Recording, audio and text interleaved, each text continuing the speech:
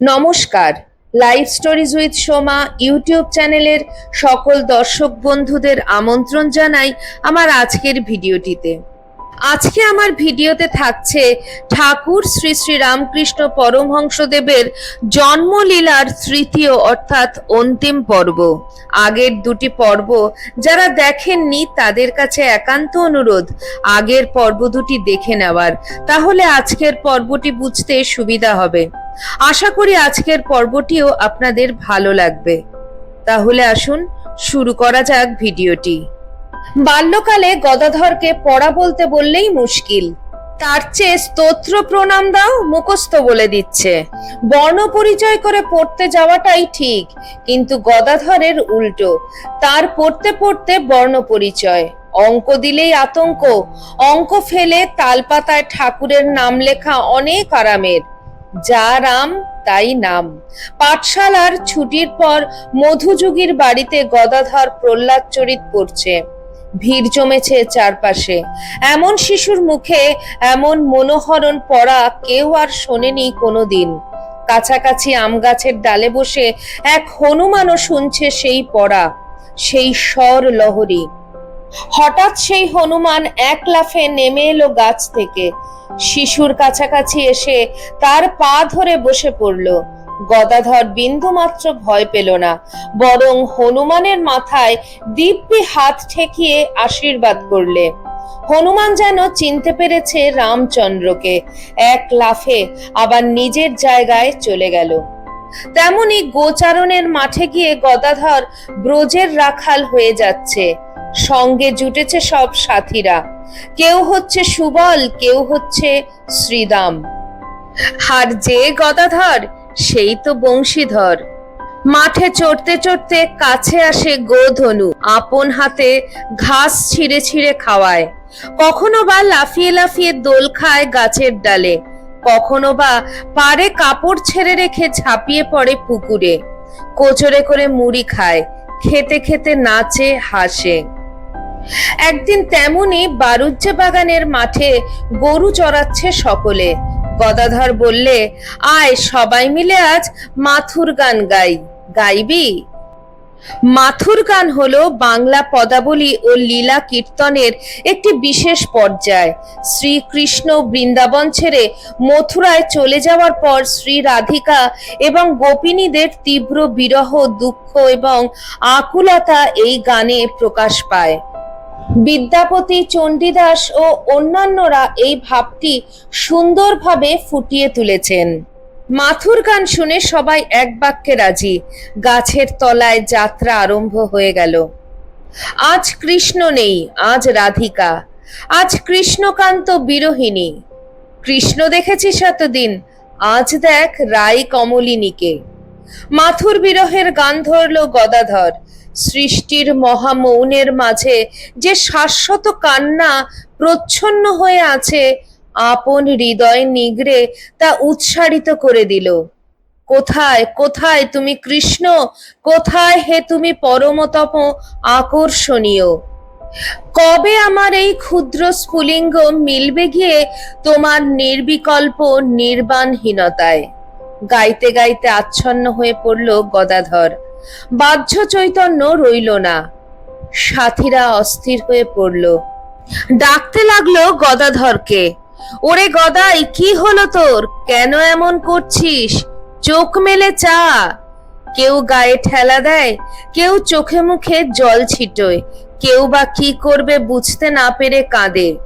কে একজন হঠাৎ কানের কাছে মুখ এনে বলে, কৃষ্ণ কৃষ্ণ, হরে কৃষ্ণ। যে নামে অজ্ঞান সেই নামেই আবার জ্ঞান, যে নামে বৈরাগ্য সেই নামেই আবার প্রেম। প্রাণকর কৃষ্ণ নাম শুনে উঠে বসল গদাধর। কোথায় কৃষ্ণ? চারপাশে সব বালক বন্ধুর দল। এই তো, তোরাই কৃষ্ণ, তোরাই কৃষ্ণ। সমস্ত সংসারই কৃষ্ণময়। এই সব খেলাধুলোতেই গদাধরের কেরামতি। লেখাপড়ায় মন যেন থা পাতে না, আর অঙ্ক তো ডাঙো সুচিয়ে আছে। তার চেয়ে গায়ের কুমোররা যেমন মাটির তাল ছেনে মূর্তি গড়ছে, তাদের সঙ্গে ভিড়িয়ে দাও। গদাধর পয়লা নম্বরের কারিগর। যদি বলো তো পট এঁকে দিতে পারে ওস্তাদ পটুয়ার মতন। বেশ, ছবি টবি চাও না, তবে গান শুনবে? কি গান গাইবো? হরিনাম ছাড়া আবার গান আছে নাকি? ভক্তি ছাড়া আর কিছু আস্বাদন আছে? পুজোয় বসেছেন ক্ষুদিরাম চাটুর্যে।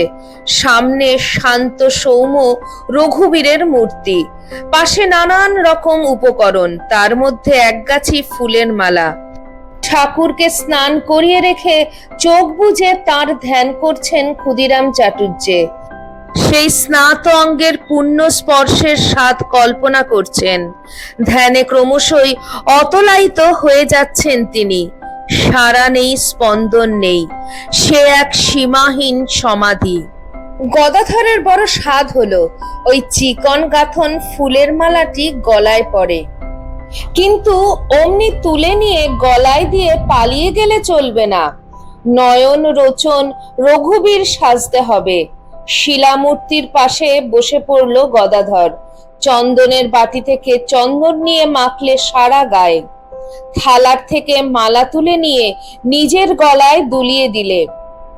বাবাকে উদ্দেশ্য করে বললে, চোখ মেলো, রঘুবীরকে দেখো, দেখো কেমন সেজেছে আজ রঘুবীর। ধ্যান ভেঙে গেল ক্ষুদিরাম চাটুর্যের। চোখ মেলে দেখলেন সামনে গদাধর বসে। সেই দিন কি পুত্র বন্দনা করেছিলেন ক্ষুদিরাম চাটুর্যে? শিশুপুত্রের মাঝে কি লুকিয়ে আছে বালগোপাল? রামশীলা দেবী ক্ষুদিরাম চাটুর্যের ছোট বোন। কামারপুকুরের কাছে ছিলিমপুরে তার শ্বশুর বাড়ি। তিনি শীতলা দেবীর ভক্ত। মাঝে মাঝে তার ওপরে শীতলা দেবীর আবেশ হতো। তখন তিনি একেবারে অন্যরকম হয়ে যেতেন। একদিন ভাইয়ের বাড়িতে এসেছেন রামশীলা দেবী।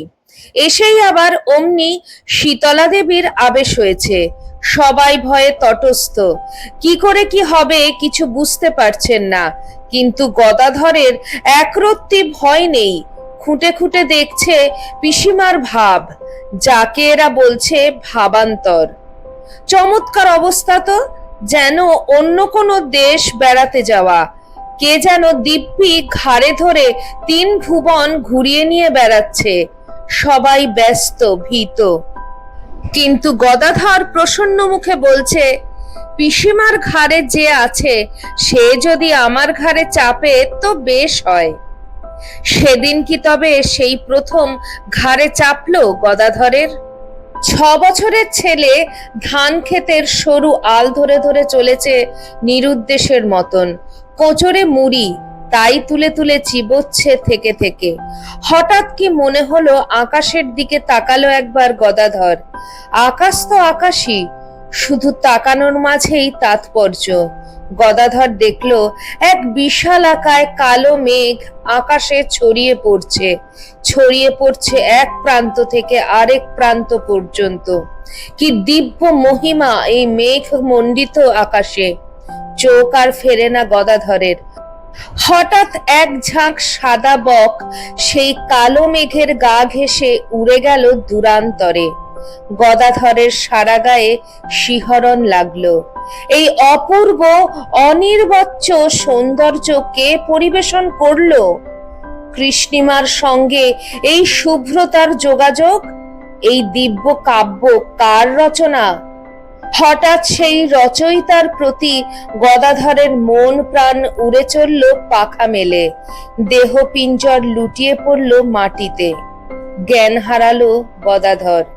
জ্ঞান ফিরে চোখ মেলে চেয়ে দেখলো বাড়িতে শুয়ে আছে সে। কে তাকে কখন কুড়িয়ে নিয়ে এসেছে মাঠ থেকে কে জানে। এদিকে লেখাপড়ায় এক ফোঁটা মন নেই গদাধরের, কিন্তু রামায়ণ মহাভারত পড়তে দাও, মন মাতিয়ে পড়বে সে অনর্গল। ধ্রুব প্রহ্লাদের কথা শুনতে চাও, সবাইকে সে ব্যাকুল করে ছাড়বে। মামুলি পাঠশালায় যেতে তার মন ওঠে না, তার চেয়ে মাঠে মাঠে তাকে মুক্ত হাওয়ার মতন ঘুরে বেড়াতে দাও, সে মহা খুশি। যা কিছু সুন্দর তারই ওপর তার মনের টান। মনে হয় কি করে এই সুন্দরকে নিজের সৃষ্টির মধ্যে প্রকাশ করা যায়। গদাধর তাই কাদা নিয়ে মূর্তি গড়ে, গলা ছেড়ে গান গায়, দুহাত তুলে নাচে। শিল্পে, সঙ্গীতে আর নৃত্যে সে এক অনির্বচনীয়কে উদ্ঘাটিত করতে চায়। আর যা সে কথা বলে তাই সাহিত্য, সাহিত্যের সারবিন্দু। আমাকে রসে বসে রাখিস মা, আমাকে শুকনো সন্ন্যাসী করিস নে, এই প্রার্থনাই একদিন করেছিল গদাধর। আমাকে রস দিস, কিন্তু সেই সঙ্গে বসে রাখিস। আমাকে উচ্ছ্বাস দে, সঙ্গে সঙ্গে সংযমও দে। ভাবের সঙ্গে সঙ্গে রূপকেও বিকশিত কর। আমি তোর কবি হব। তুই যদি মা আদি দেবী, আমিও তোর আদি কবি। গদাধর ৭ পেরিয়ে ৮-এ পড়েছে, এবার পৈতে দিতে হয়। দাদারা কোমর বেঁধেছেন। পৈতে তো হলো, কিন্তু ভিক্ষে দেবে কে? গদাধর গো ধরল, ধনী কামারনি ছাড়া আর কারো হাতে ভিক্ষে নেব না। সে কি কথা? ধনী কামারনি ছোট জাতের মেয়ে, ব্রাহ্মণ কন্যা নয়, সে কি করে ভিক্ষে দেবে? কুল প্রথা লঙ্ঘন হয়ে যাবে যে। গদাধর অটল, বললে কিসের কুলাচার, কিসের জাত বেচাত? প্রাণ চাইছে ধনীকে মা বলবো, যে ধনী কোলে করে আমাকে মুক্ত করেছে মায়ের জঠর থেকে। সেই মা নামের কাছে কোনো বিধিনিষেধ মানব না। তোমরা তোমাদের বামনাই নিয়ে থাকো, আমি না খেয়ে এই দরজায় খিল দিলাম। উপোস করে থাকবো, তবুও তার কাছ থেকেই আমি ভিক্ষে নেব। কতজনের কত কাকুতি মিনতি, তবু দরজা খোলে না গদাধর। বালক, অথচ বিপ্লবী গদাধর। শেষকালে বড়দাদা রামকুমার চট্টোপাধ্যায় বললেন, বেশ, ধনী কামারনি ভিক্ষে দেবে, খোল দরজা। কুলাচার নষ্ট হয় হোক, তবু তোকে উপসী দেখতে পারবো না। প্রসন্ন সূর্যের মতন দরজা খুলে দিল গদাধর। ধনী কামারনি ভিক্ষে দিল। নিচু জাত, নিঃসন্তান ধনী কামারনি, কিন্তু মহাভাগ্যবতী। ত্রিভুবনে যিনি ভিক্ষে দিয়ে বেড়ান, তাকেই কিনা ধনী কামারনি ভিক্ষে দিলে? সবই যে ঠাকুরেরই লীলা। তাঁরই রচিত ব্রহ্মাণ্ডে সবই যে তাঁর লীলাতেই সংগঠিত হয়। এতক্ষণ আপনারা শুনছিলেন ঠাকুর শ্রী শ্রী রামকৃষ্ণ পরমহংসদেবের জন্ম কথা। ভিডিওটি আপনাদের কেমন লাগলো অবশ্যই কমেন্ট সেকশনে কমেন্ট করে জানাবেন। চ্যানেলের নতুন বন্ধুদের কাছে একান্ত অনুরোধ, চ্যানেলটি সাবস্ক্রাইব করে আমার পাশে থাকবেন।